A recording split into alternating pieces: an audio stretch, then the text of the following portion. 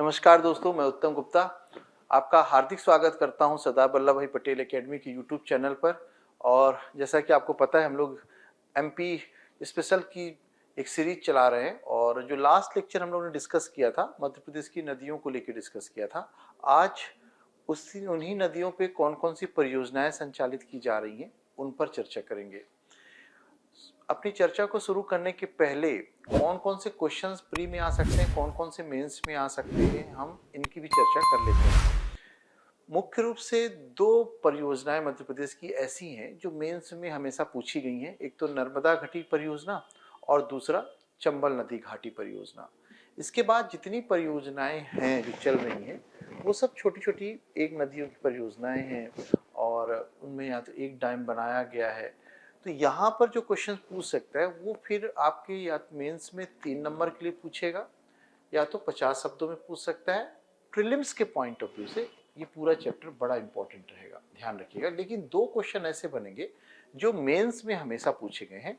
एक तो वही नर्मदा घाटी परियोजना और दूसरा जो रहेगा चंबल नदी घाटी परियोजना। तो पहले मैं इन्हीं दोनों क्वेश्चन को अपन समझने की कोशिश करेंगे। नर्मदा घाटी परियोजना अगर आपसे पूछा जाएगा तो आपको क्या क्या बताना है ये भी समझिएगा। पहले तो हमको बताना है कि नर्मदा घाटी परियोजना होती क्या है ना। तो नर्मदा नदी पर जो परियोजनाएं चलाई गई हैं, नर्मदा व इसकी सहायक नदियों पर जो परियोजनाएं संचालित की गई हैं उनको हम नर्मदा घाटी परियोजनाओं के तहत शामिल करेंगे।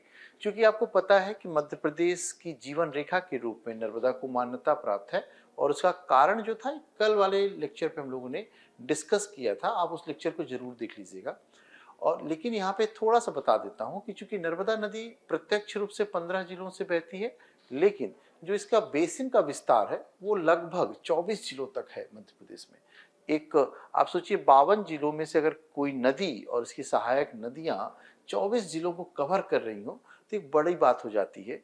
और इसीलिए नर्मदा नदी को मध्य प्रदेश की जीवन रेखा के रूप में वर्णित किया गया। अनूपपुर से निकलती है, आपको पता है ये। और इसकी कुल सहायक नदियां जो हैं टोटल 41 हैं। 22 जो हैं दक्षिण की ओर से आके मिलती हैं, 19 जो हैं उत्तर की ओर से आके मिलती हैं। यहाँ तक हमने कल डिस्कस किया हुआ था। अब ये समझना है कि जो नदी घाटी परियोजना चलाई गई है इसमें कितने राज्य सहभागी हैं।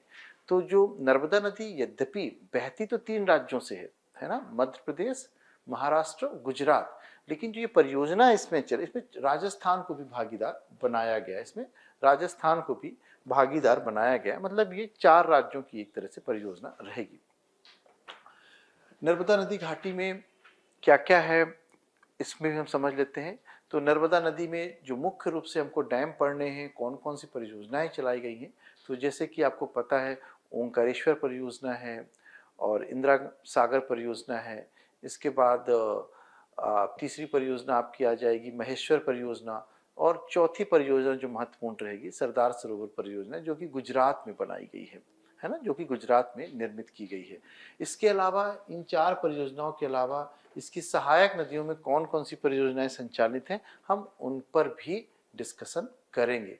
अब सवाल ये उठता है, अगर मेंस में ये आंसर लिखने को आया तो एक तो हमारे पास जो वर्ड लिमिट है 200 वर्ड की रहेगी, इससे ज़्यादा हम जा नहीं सकते हैं। तो 4 परियोजनाएं ये हम लिख देंगे। और चूंकि इन चारों परियोजनाओं को अगर हम लिखने जाएंगे तो मिनिमम 4-4 लाइन हमारा लेके चली जाएंगी। तो 4 चौको 16 लाइन, करीब करीब 160 वर्ड तो ऐसे चले जाएंगे हमारे। और एमपी में जो हम नर्मदा को डिस्कस कर रहे हैं, नर्मदा का इंट्रोडक्शन दे रहे हैं, 2-3 लाइन वो चला जाएगा हमारा। इसके बाद हम लोग करेंगे क्या, जितनी भी परियोजनाएं हैं उसको सिर्फ नाम लिख करके और ब्रैकेट में नदी लिखते हुए निकल जाएंगे। तो ये हमारा तरीका रहेगा आंसर लिखने का मेंस का। समझ गए ना कैसे लिखना है। नर्मदा नदी का इंट्रोडक्शन दिया पहले, फिर इसकी 4 परियोजनाओं को डिस्कस करेंगे। इसके बाद बताएंगे कि इस पर टोटल कितनी परियोजनाएं चल रही हैं। तो 29 बड़ी परियोजनाएं चलाई गई हैं, 135 मध्यम और लगभग 3000 छोटी परियोजनाओं को संचालित किया गया है इसमें। ठीक है, इसके बाद हम लोग यहाँ पे आएंगे कौन कौन सी परियोजना है। तो सबसे पहली परियोजना हमको जो लिखना है इसका थोड़ा सीक्वेंस का भी ध्यान रखेंगे। इंदिरा सागर परियोजना को लिखेंगे, इसी को पुनासा डैम भी कहते हैं, इंदिरा सागर परियोजना या पुनासा डैम। और इसकी स्थापना जो है, इसकी जो नींव रखी गई थी 1984 में रखी गई थी इंदिरा गांधी के द्वारा, तत्कालीन प्रधानमंत्री थी, इनके द्वारा इसकी नींव रखी गई थी। और ये जो इंदिरा सागर परियोजना है खंडवा जिले में बनाई गई है। इस पर एक बड़ा जलाशय बनाया गया है जिस पर वाटर स्टोर किया जाता है। बाद में इस स्टोरेज वाटर से ही जो हमारी ओंकारेश्वर परियोजना है और खरगोन परियोजना है, सरदार सरोवर परियोजना है, उन तीनों को पानी सप्लाई साल भर किया जाता है। ठीक है, दिमाग में रखिएगा। जो इंदिरा सागर परियोजना है खंडवा में, खंडवा जिले में, इसकी जो टोटल इसमें जो जल विद्युत उत्पादन क्षमता रखी गई है वो 1000 मेगावाट की रखी गई है। और इससे जो सिंचाई होगी आसपास के क्षेत्रों में, उसका जो एरिया है 1.23 लाख हेक्टेयर है। मैंने इसको सब स्लाइड में बना के रखा हुआ है, आप एक कहानी बस सुनते जाइएगा, आखिरी में आपको स्लाइड में सब कुछ दिख जाएगा। रिपीट करता हूँ, इंदिरा सागर परियोजना खंडवा जिले में संचालित है। इसकी नींव 1984 में इंदिरा गांधी के द्वारा रखी गई थी, ये तब प्रधानमंत्री थी भारत की।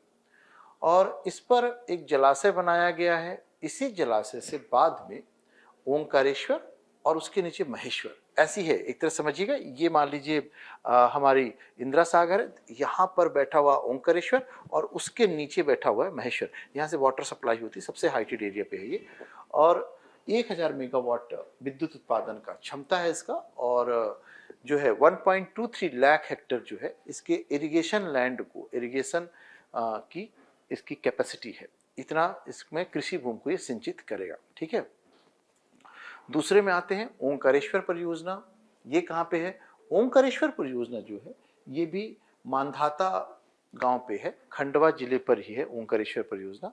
यहाँ पर इसकी जो कृषि क्षमता है वो थोड़ी सी ज़्यादा है ना, करीब करीब 1.5 लाख वर्ग किलोमीटर के पास है।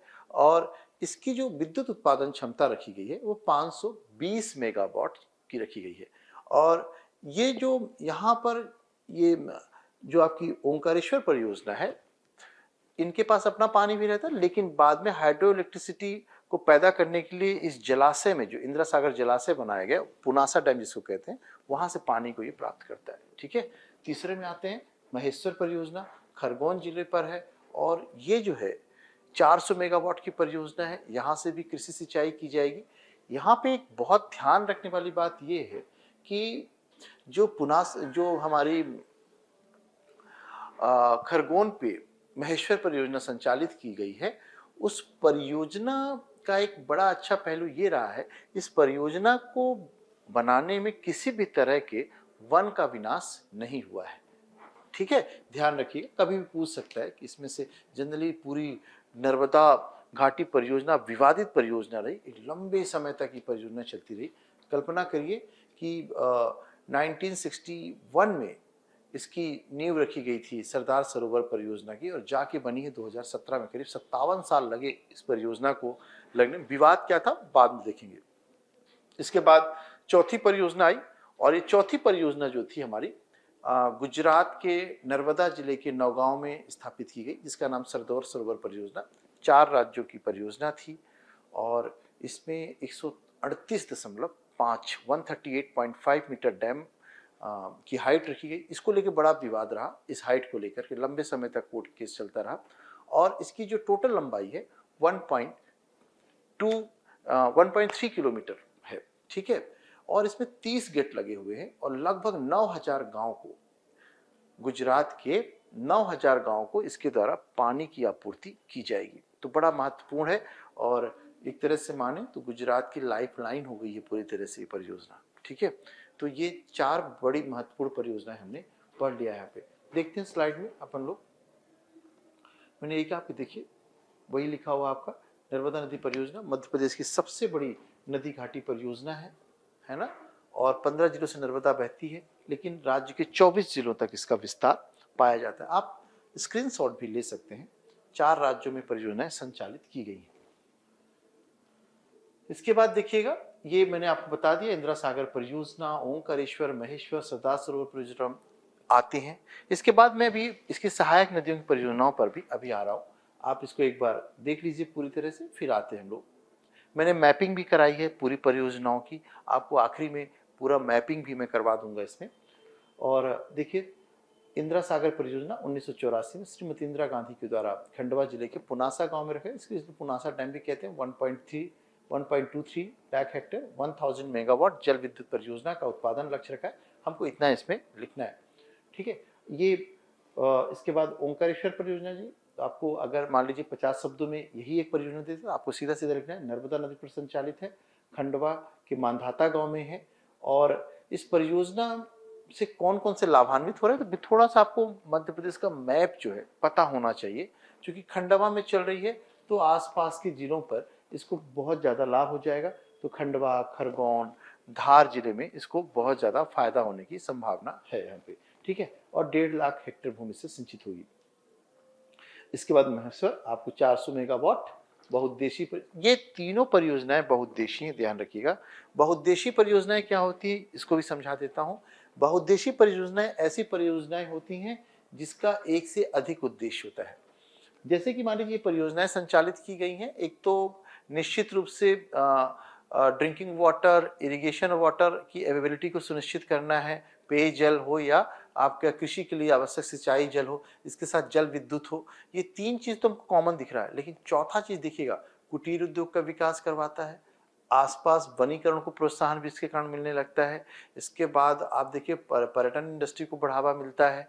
तो और इसके कारण बड़े बड़े जो ये डैम बनाए गए हैं, तो इसका एक फायदा क्या होता है कि हाइड्रोइलेक्ट्रिसिटी तो पैदा ही हो रही है, प्लस ये टूरिज्म के रूप में भी सब काम करने लगते हैं। तो ये इसलिए इसको कहा गया मल्टीपर्पज प्रोजेक्ट के रूप में। मछली पालन को बढ़ावा मिलने लगता है, इसके जो बगल में पशुपालन को बढ़ावा मिलने लगता है। तो ये सब इंडस्ट्रियां और प्लस उद्योग भी अट्रैक्ट होने लगते हैं आसपास। तो ये सब इसके उद्देश्य रहते हैं, ठीक है। इसके बाद आते हैं सरदार सरोवर परियोजना। मैंने आपको बताया 1961 में तत्कालीन प्रधानमंत्री पंडित जवाहरलाल नेहरू ने इसकी नींव रखी थी। नौगांव, नर्मदा जिला इसका नाम है, ध्यान रखिए जहाँ पे बनी है। 2017 में परियोजना पूरी हुई, राष्ट्र को समर्पित की गई। वर्तमान प्रधानमंत्री नरेंद्र मोदी के द्वारा इसको किया गया। ये परियोजना दुनिया की सबसे विवादित परियोजनाओं में से एक रही, और आप सोचिए कि 1961 में इसका नींव रखी गई और जाके तैयार हुई 2017 में तैयार हुई। 57 वर्ष का समय लगा, और विवाद का कारण 2-3 मुख्य रूप से था। पहला, एक तो विस्थापन की बड़ी समस्या थी, दूसरा डैम की हाइट को लेकर विवाद था कि इतना बड़ा हाइट डैम, और अगर कभी कुछ खुदा न खास्ता कुछ हो जाए तो एक बहुत बड़ा क्षेत्र जो है डूब के अंतर्गत आ जाएगा। दूसरी, एग्रीकल्चर भूमि जो थी वो बहुत एग्रीकल्चर भूमि जो है डूब क्षेत्र के अंदर जा रही थी। बड़े बड़े जंगलों का भी मर्जर हो गया, पानी के अंदर डूब गए। तो इन सब चीज़ों को लेकर के विवाद रहा। मेधा पाटेकर ने जो है काफ़ी बड़े पैमाने पर इसके विरुद्ध संघर्ष भी किया उन्होंने, ठीक है। तो ये दुनिया का दूसरा सबसे बड़ा बांध बनने का इसको गौरव प्राप्त हुआ, और मैंने आपको लिखा 138.8 1.23 किलोमीटर इसकी हाइट, 30 गेट लगे हैं। ये इंपॉर्टेंट रखना, 18 लाख हेक्टेयर कृषि भूमि को सरदार सरोवर परियोजना जो है सिंचित करने वाली है। तो आप समझिए कितना इंपॉर्टेंट है, ठीक है। इसके बाद विद्युत उत्पादन में हिस्सा सबसे ज्यादा मध्य प्रदेश को रखा गया 57%, 27 जो है गुजरात को, और 16% जो है महाराष्ट्र को इसमें इसका हिस्सा है। ये इसको ध्यान रखिए, बहुत फैक्चुअल टॉपिक। आते हैं अन्य परियोजनाओं में आते हैं अब। तो यहाँ पे तवा घाटी परियोजना देख लीजिए, होशंगाबाद में बनाई गई। इटारसी पर ये परियोजना चलाई गई और तवा नदी पर है। तवा नदी आपको हम लोग ने कल वाले लेक्चर में पढ़ा था, नर्मदा की सबसे बड़ी सहायक नदी है।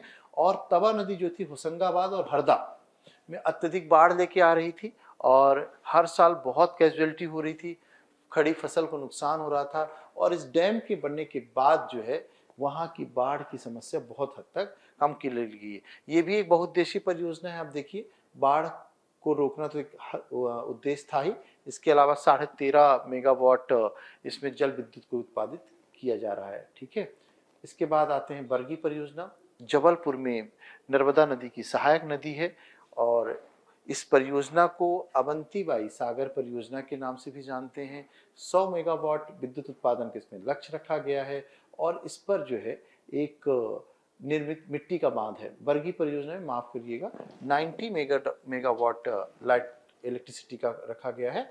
और इसमें एक मिट्टी का डैम, देखिए एक मिट्टी का डैम हम लोग ने और पढ़ेंगे अभी, कल हम लोग ने पढ़ा था वेन गंगा पे बनाया गया है, संजय सरोवर जिसके नाम से जानते हैं हम लोग भी, है ना। और एक मिट्टी का डैम हमको यहाँ पे दिख रहा है बरगी परियोजना में। बरगी परियोजना नर्मदा की सहायक नदी है। यहाँ से भी क्वेश्चन पूछ सकता है कि बरगी किसकी सहायक नदी है, तो नर्मदा नदी की सहायक नदी है। और इस परियोजना का दूसरा नाम क्या है, रानी अवंतीबाई सागर परियोजना के नाम से इसको हम लोग जानते हैं। ठीक है, आगे आते हैं अपन, मान परियोजना को पढ़ना है। मान परियोजना कहाँ पे आई है, तो देखिए मान परियोजना धार जिले में इसको विकसित किया गया है। और मान नदी भी जो है नर्मदा की सहायक नदी है। इस परियोजना का सबसे बड़ा इसलिए इम्पोर्टेंट है कि मध्य प्रदेश को ट्राइबल स्टेट के नाम से जानते हैं। और ये परियोजना जो है धार झाबुआ के जो 57 आदिवासी गांव हैं उनको पेयजल की सुविधा उपलब्ध करवा रही है। पेयजल के साथ साथ मतलब कृषि के लिए भी जो है पानी की उपलब्धता करा रही है, क्योंकि आपको पता है ये दोनों जगह जो है मध्य प्रदेश के पश्चिमी क्षेत्र पे हैं। और मध्य प्रदेश का पश्चिमी क्षेत्र जो है कम वर्षा के लिए जाना जाता है। यहाँ पे 70 सेंटीमीटर से कम वर्षा होती है। ऐसे में बहुत सारे क्षेत्र जो हैं पेयजल की समस्या व कृषि के लिए आवश्यक जल की समस्या से जूझते रहते हैं। उसी समस्या को हल करने के लिए मान परियोजना को धार जिले में नर्मदा की सहायक नदी मान में विकसित किया गया। ठीक है, और लगभग 15,000 हेक्टेयर भूमि इससे सिंचाई हो जाएगी उसकी। ठीक है, इसके बाद आ जाओ जोबट परियोजना। जोबट इसका दूसरा नाम है, चंद्रशेखर आजाद परियोजना इसका नाम है। और नर्मदा की सहायक नदी हथनी पर इसको निर्मित किया गया है। ये थोड़ा सा ध्यान रखिएगा कि हथनी जो है किसकी सहायक नदी है, तो नर्मदा की सहायक नदी है। और जोबट परियोजना कहाँ पे लाई गई है, तो जोबट परियोजना झाबुआ जिले में इसको विकसित किया गया है, ध्यान रखिएगा। और इस परियोजना से जो पश्चिम में धार, झाबुआ, अलीराजपुर जिले हैं उनको जो है पानी की उपलब्धता को सुनिश्चित किया गया है। ठीक है, 10 लाख हेक्टेयर भूमि सिंचित का इसमें लक्ष्य रखा गया है। ठीक है, इसके बाद आ जाओ बरना परियोजना। जो बरना परियोजना है ये बेतवा नदी की सहायक नदी है। रायसेन जिले पर इसको विकसित किया गया है ना। देखिएगा यह परियोजना उत्तरी सहायक नदी, यहाँ पे ध्यान रखिएगा ये थोड़ा सा गलत लिखा हुआ है स्लाइड पे, इसको क्रॉस कर देते हैं अपन और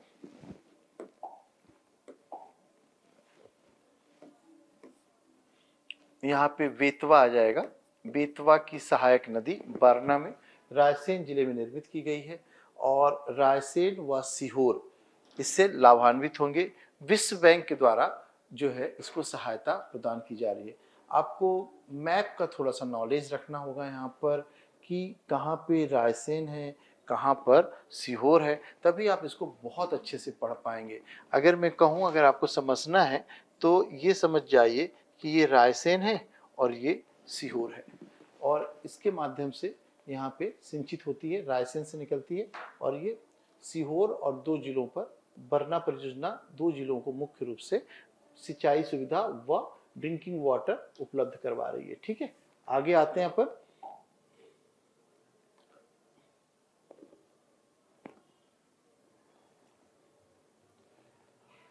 रानी अवंतीबाई परियोजना। ये क्या है इसको देखते हैं हम लोग। नर्मदा नदी पर विकसित की गई है और ये वही परियोजना है जिसको हम लोगों ने वहाँ पे देख लिया है। रानी अवंतीबाई सागर परियोजना को हम लोगों ने वहाँ पे पीछे देखा था, आप देखिए। और यहाँ पे उसको दूसरे नाम से परियोजना बन गई। यहाँ पे बरगी परियोजना को ही हम लोग रानी अवंतीबाई परियोजना कहते हैं। और यहाँ पर एक चीज आपको दिख रहा होगा, यहाँ पे हम लोगों ने इसको 100 मेगावाट इसका लिखा हुआ है लाइट प्रोडक्शन, लाइट क्षमता। इसका कारण ये है कि बाद में इस परियोजना की उत्पादन क्षमता को बढ़ा दिया गया है, इसलिए जो है 100 मेगावाट हो गई है। पर ये वही परियोजना है जो हम लोगों ने पीछे से देखा है, उसी परियोजना को यहाँ पे हम लोगों ने लिखा है। चंबल नदी परियोजना में आते हैं। अब यहाँ से ये वाला जो पार्ट हमारा खत्म हो गया नर्मदा नदी घाटी परियोजना का। ठीक है, दूसरा हमने कहा था कि आपसे क्वेश्चन और पूछा जाएगा, चंबल नदी घाटी परियोजना ये क्या होती है। देखो चंबल नदी घाटी परियोजना को अगर आपसे पूछता है तो पहले आपको चंबल नदी के बारे में इंट्रोडक्शन देना है। इसके बाद आपको बताना है कि चंबल नदी में जो परियोजनाएं मुख्य रूप से संचालित की गई हैं उससे लाभान्वित होने वाले स्टेट मध्य प्रदेश व राजस्थान हैं। इस पे मुख्य रूप से 4 परियोजनाएं संचालित की गई हैं। गांधी सागर परियोजना चलाई गई है, राणा प्रताप सागर चलाई गई है, जवाहर सागर चलाई गई है और चौथा कोटा बैराज परियोजना चलाई गई है। इस परियोजना के बारे में थोड़ा सा अपन लोग सुन लेते हैं। ये चंबल नदी मध्य प्रदेश के और राजस्थान के ऐसे क्षेत्र से बहती है जो कि 70 सेंटीमीटर तक ही वर्षा प्राप्त करते हैं, मतलब अत्यधिक कम वर्षा वाले क्षेत्र हैं। और चूंकि ये नदी प्रायद्वीपीय नदी है और गर्मी के मौसम में सूख जाती थी, इसलिए इस नदी के जल का अनुकूलतम उपयोग सुनिश्चित करने के लिए इस पर बहुत सारे डैम को प्लान किया गया और 1960 में पहला डैम इस पर तैयार हुआ जिसका नाम गांधी सागर डैम पड़ा और जो कि मध्य प्रदेश के मंदसौर जिले में स्थापित किया गया। कब किया गया? 1960 में किया गया था, याद रखना। और मध्य प्रदेश की पहली जल विद्युत परियोजना भी यहीं पे शुरू की गई थी, इसको भी दिमाग में रखना है अपन को, ठीक है। और यहाँ पर 115 मेगावाट विद्युत उत्पादन का लक्ष्य रखा गया। कितना रखा गया? 115 मेगावाट। इसको कैसे याद रखेंगे? गांधी जी भारत 1915 में लौटे थे, तो यहां से हम याद रखेंगे 115 मेगावाट विद्युत उत्पादन का लक्ष्य रखा गया है। दूसरी परियोजना जो डाली गई है चित्तौड़गढ़ के रावत भाटा में डाली गई है, राणा प्रताप सागर परियोजना कहलाती है। और इस परियोजना में जो टोटल विद्युत उत्पादन का लक्ष्य रखा गया है, जो क्षमता है 172 मेगावाट की रखी गई है, ठीक है।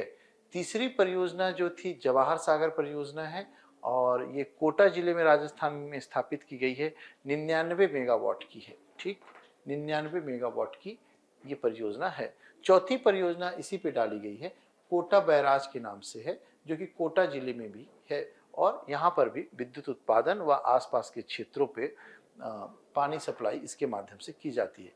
ये हमें ध्यान रखना है कि चंबल नदी परियोजना से जो विद्युत उत्पादन हो रहा है वह मध्य प्रदेश तथा राजस्थान के बीच 50-50% के बीच जो है डिस्ट्रीब्यूट किया जाता है।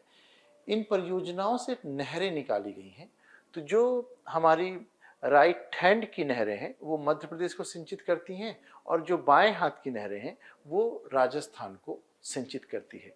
इस परियोजना ने निश्चित रूप से पश्चिमी मध्य प्रदेश व पूर्वी राजस्थान को आर्थिक व सामाजिक रूप से समृद्धि प्रदान की है ना। और इस परियोजना के कारण ही अगर हम कहें भिंड, मुरैना, ग्वालियर, गुना, ये सब क्षेत्र हैं काफ़ी लाभान्वित हुए हैं कृषि के रूप में और जो गेहूं के बेल्ट के रूप में उभर रहा है उसमें चंबल नदी का एक बहुत बड़ा योगदान रहा है, ठीक है। आगे आते हैं अपन।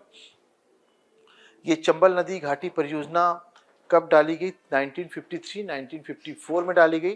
पंडित जवाहरलाल नेहरू के द्वारा इसकी नींव रखी गई थी और इसके बाद जो है मैंने लिखा है यहाँ पे 75 सेंटीमीटर से कम वर्षा वाले क्षेत्रों को 12 महीने जो है जल उपलब्धता को सुनिश्चित किया गया है।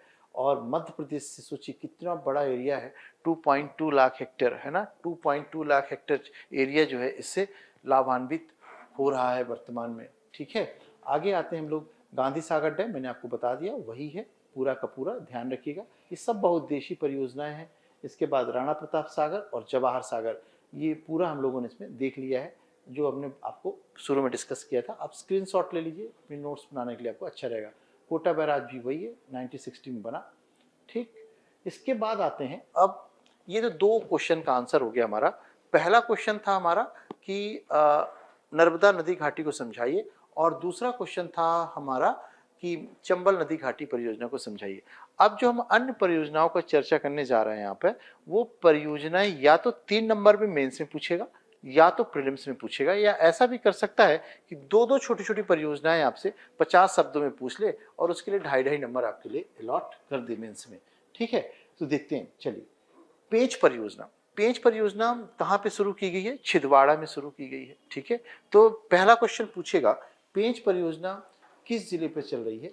तो याद रखना है मध्य प्रदेश और महाराष्ट्र की संयुक्त परियोजना है। और इसका विकास कहाँ पे किया गया है, तो इसका विकास जो है छिंदवाड़ा जिले में किया गया है।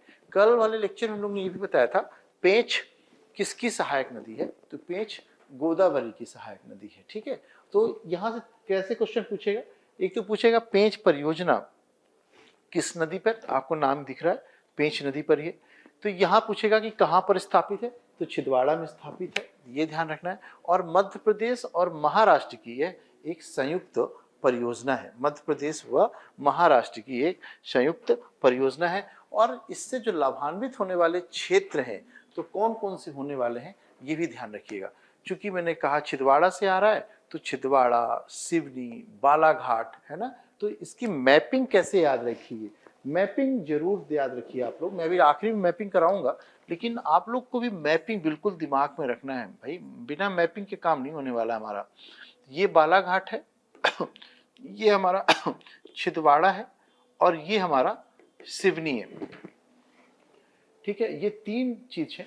तो यहाँ तो हमने हमारा प्रोजेक्ट लगा हुआ है और ये ऐसी आती है, इन यहाँ से भी ये दोनों जिले जो है से लाभान्वित हो रहे हैं। ठीक, आगे आते हैं अपन। इसके बाद आते हैं 52 या राजीव गांधी परियोजना, ये भी मध्य प्रदेश और महाराष्ट्र की संयुक्त परियोजना है। 52 या राजीव गांधी परियोजना, और कहाँ पे स्टेब्लिशमेंट किया गया है, तो बालाघाट में इसको स्थापित किया गया है। तो अब उसकी मैपिंग फिर से ध्यान रखना, मध्य प्रदेश का सबसे दक्षिण पूर्वी जिला है, सबसे दक्षिण पूर्वी जिला कौन सा आता है, बालाघाट पर है। वहां पर 52 या राजीव गांधी परियोजना को संचालित किया गया है। ठीक है, और ये भी जो है मध्य प्रदेश व महाराष्ट्र की परियोजना है। अब चूंकि आप देख ही रहे हो बालाघाट के बगल में सिवनी है, तो आसपास के जिले हम लिख सकते हैं, इसे जिले लाभान्वित हो रहे हैं। नहरें निकाली जाती हैं तो आसपास के जिले से लाभान्वित हो जाते हैं। ठीक है, देखो ये डेटा याद करना थोड़ा सा मुश्किल, इतनी सारी परियोजनाएं हैं, लिखने के लिए हम लोग ऐसी डेटा अपनी कॉपी में लिख सकते हैं, बुक में, लेकिन एग्जामिनेशन में जब जाते हैं तो हम यहाँ पर एक राउंड से पढ़ते हैं कि लगभग 90,000 हेक्टेयर भूमि 52 या राजीव गांधी परियोजना से जो है लाभान्वित होने वाली है। ऐसा मोटा मोटा डेटा बना के पढ़ेंगे हम, है ना। तो इतना बड़ा, इतना कॉम्प्लिकेटेड डेटा पढ़ने से अच्छा है कि हम इसको 90,000 हेक्टेयर भूमि कह सके। आते हैं राजघाट परियोजना, ये मध्य प्रदेश उत्तर प्रदेश की संयुक्त परियोजना है, ध्यान रखिएगा। इसको माता टीला डैम के नाम से भी जाना जाता है और इससे 6 जिले लाभान्वित होने वाले हैं, बिल्कुल इसको भी हमको दिमाग में रखना है। ठीक है, और राजघाट परियोजना किस नदी पर बनाई गई है, तो बेतवा नदी पर इसको संचालित किया गया है, ये ध्यान रखना, बेतवा नदी पर। तो यहाँ पे कौन कौन से जिले से लाभान्वित होंगे, तो पन्ना, छतरपुर, टीकमगढ़, निवाड़ी, ये सब जिले जो है इससे लाभान्वित होंगे। इसी को हम लोग रानी लक्ष्मीबाई परियोजना या भांडेर परियोजना भी कहते हैं। तो राजघाट परियोजना के कितने सारे नाम हो गए, माता टीला डैम, रानी लक्ष्मीबाई परियोजना, भांडेर परियोजना, इन सब को आपको ध्यान में रखना है, यहाँ से कहीं से भी क्वेश्चन। लेकिन मेरा ऐसा सोचना है सबसे ज्यादा इंपॉर्टेंट किस नदी पर है, तो ये याद रखना बेतवा नदी पर इसको बनाया गया है। ठीक है, आगे आते हैं अपन। कोलार परियोजना सीहोर जिले पर इसको निर्मित किया गया है, और सीहोर और भोपाल दोनों बड़े आसपास हैं। आपको पता ही है 1972 में जो है भोपाल को सीहोर से अलग किया गया। अगर हम कहें सीहोर कहाँ पे है, तो भोपाल के दक्षिण पश्चिम में सीहोर स्थित है। ठीक है, वहाँ पर इस परियोजना को बनाया गया है और भोपाल के लिए भी इससे पानी छोड़ा जाता है, मतलब भोपाल को भी ये पानी उपलब्ध कराता है।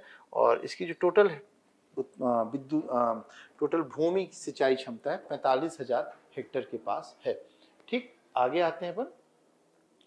थावर परियोजना, ये कहाँ है, मंडला जिले पर स्थापित की गई, इतना ही बड़ा इंपॉर्टेंट है, थावर नदी पर है, ध्यान में रखना। थावर परियोजना थावर मंडला जिले पर इसको स्थापित की गई है। इससे ज़्यादा इसमें कुछ भी पढ़ने की आवश्यकता नहीं है। और चूंकि 18,212 हेक्टेयर भूमि को सिंचाई उपलब्ध करा रही है, इतना ध्यान रखना कि थावर नदी के पास, थावर नदी में मंडला जिले पे बनाई गई है। मंडला जिला कहाँ पड़ता है, तो बालाघाट के ऊपर जब जाएंगे तो बालाघाट के नॉर्थ में मंडला बैठा हुआ है। ठीक है, अब इसके बाद आओ हलाली परियोजना।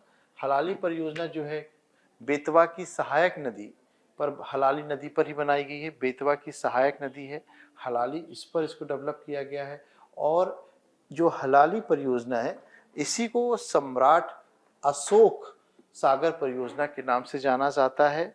आपको पता है जो बेतवा नदी है रायसेन जिले से निकल रही है, हलाली इसकी सहायक नदी है। तो जो रायसेन और आपका विदिशा है ना, इन दो जिलों को मुख्य रूप से इससे लाभान्वित होने वाले जिले रहेंगे। इससे रायसेन के नॉर्थ में विदिशा स्थित है, ये भी दिमाग में रखना। तो नदी बहती है और उसके साथ दोनों को इसको लाभान्वित हो रही है। तो हलाली परियोजना से कितनी चीज याद रखनी है, एक तो बेतवा की सहायक नदी हलाली नदी पर, रायसेन व विदिशा है ना, रायसेन के नॉर्थ में विदिशा है, ये भी दिमाग में रखना। और इसको क्या कहते हैं, इस योजना को सम्राट अशोक सागर परियोजना कहते हैं। ठीक है। देजला देवला बड़ी छोटी छोटी परियोजनाएं हैं, खरगोन जिलों में स्थापित की गई है और 41 ग्राम इससे लाभान्वित होने वाले हैं। इनका सिर्फ उद्देश्य ये है, इन परियोजनाओं को पढ़ने के लिए इनका प्लेस बड़ा इंपॉर्टेंट रहेगा, इसलिए आप लोग देखते रहिएगा। देजला देवला योजना। इसके बाद आ जाओ, जोबट योजना कहाँ पर, अलीराजपुर में इसको स्थापित किया गया, इसी को हम लोग चंद्रशेखर आजाद परियोजना के नाम से भी जानते हैं। ठीक है। इसके बाद आ जाओ, मोहिनी सागर परियोजना सिंध नदी पर बनाई गई है, शिवपुरी जिले पर बनाई गई है। ठीक है। और इसके बाद बारना परियोजना आपको बताया है कि रायसेन जिले से निकलने वाली नर्मदा की सहायक नदी बारना पर इसको विकसित किया गया है। अब मैंने यहाँ पे कुछ ऐसी स्लाइड बना दी है जो प्रीलिम्स में और मेंस में 3 नंबर में आपसे पूछ सकता है कि मध्य प्रदेश व उत्तर प्रदेश की संयुक्त परियोजनाएं कौन कौन सी हैं, उसके बारे में चर्चा करने के लिए तो मैंने परियोजनाओं को इकट्ठा कर दिया। उर्मिल परियोजना बनाई गई है, यहाँ पे उर्मिल नदी पर है। ठीक है। उर्मिल किसकी सहायक नदी है, केन नदी की सहायक नदी है। तो कहाँ पर है, छतरपुर पे स्थापित है। रानी लक्ष्मीबाई परियोजना या राजघाट परियोजना या माता टीला परियोजना इसे कहते हैं, ये बेतवा नदी पर है। केन परियोजना भी केन नदी पर है और ये केन परियोजना जो है छतरपुर में स्थापित की गई है। इसी प्रकार सिंह बैराज ग्रेटर गंगऊ बांध जो है केन नदी पर बनाया गया है और कहाँ पर है, छतरपुर पर। पर फिर से रिपीट कर लेते हैं, उर्मिल परियोजना केन की सहायक नदी है और इसको कहाँ पे कहा गया है, कहाँ पे इसको विकसित किया गया, छतरपुर जिले में विकसित किया गया है। रानी लक्ष्मीबाई परियोजना, इसी को माता टीला परियोजना, इसी को राजघाट परियोजना कहते हैं और ये बेतवा नदी पर निर्मित किया गया है। केन परियोजना छतरपुर पर विकसित की गई है, जबकि सिंहपुर बैराज ग्रेटर गंगो परियोजना जो है छतरपुर पर स्थापित की गई है। अब आते हैं मध्य प्रदेश राजस्थान की संयुक्त परियोजना के बारे में चर्चा करते हैं। मध्य प्रदेश और राजस्थान की कौन कौन सी संयुक्त परियोजना है, तो चंबल नदी पर जो 3 परियोजनाएं संचालित की गई हैं, गांधी सागर, राणा प्रताप सागर, जवाहर सागर, कोटा बैराज, ये और दूसरी माही नदी है, इस पर है। तो 2 याद रखना, चंबल नदी और माही नदी, इन दोनों नदियों पर जितनी परियोजनाएं संचालित की गई हैं वो मध्य प्रदेश व राजस्थान के बीच की संयुक्त परियोजनाएं हैं। अब मध्य प्रदेश एक ऐसी परियोजना है जो मध्य प्रदेश, उत्तर प्रदेश और बिहार के बीच संचालित है, उसको बोलते हैं बाणसागर परियोजना, सोन नदी पर संचालित है। ठीक है, सोन नदी पर संचालित है। तो और एक सरदार सरोवर परियोजना है जो 4 राज्यों की परियोजना है, याद रखना, मध्य प्रदेश, महाराष्ट्र, राजस्थान, गुजरात। तो बच्चों ये था हमारा आज मध्य प्रदेश की जितनी नदी घाटी परियोजनाएं हैं। मैंने इसमें मेंस में कैसे क्वेश्चंस बनेंगे, प्री के कैसे क्वेश्चंस बनेंगे, सबको टैकल करने की कोशिश की है और ये पूरा हो गया है हमारा। ठीक है, और इसके बाद इसकी मैपिंग करानी रह गई है। मैं अगले लेक्चर में आपको मैपिंग जरूर करा दूंगा, अनिवार्य रूप से करा दूंगा। लेक्चर स्टार्ट करने के पहले सबसे पहले मैं इसकी मैपिंग करवा दूंगा और मैंने सोचा था आज करवाने के लिए, लेकिन इसमें पॉसिबल नहीं हो पा रहा है मैपिंग करवाना अभी, तो मैं नेक्स्ट लेक्चर में निश्चित रूप से। और लास्ट वाला लेक्चर और ये वाला लेक्चर एक बड़ा फैक्चुअल लेक्चर था अपने आप में, लेकिन हमेशा यहाँ से मध्य प्रदेश पीएससी क्वेश्चंस पूछती हैं, तो इसको बहुत प्रॉपर्ली तैयार करिए। कैसा लग रहा है लेक्चर, आप अपना अनुभव जरूर शेयर करो। और मैं कुछ चीज़ों को आपको बताता हूँ, एमपीपीएससी की तैयारी में आपको करना क्या है। देखो, अगर आप मध्य प्रदेश पीएससी दे रहे हो तो सबसे पहले एमपी स्पेशल की तैयारी बहुत अच्छे से कर लो। इसमें एक समझ बनाना है, इसको याद नहीं करना है, इसकी एक समझ बनाना है। और जैसे जैसे समझ बनती जाएगी तो आपको एमपी स्पेशल बहुत सरल लगने लगेगा। ठीक है, तो थैंक यू वेरी मच।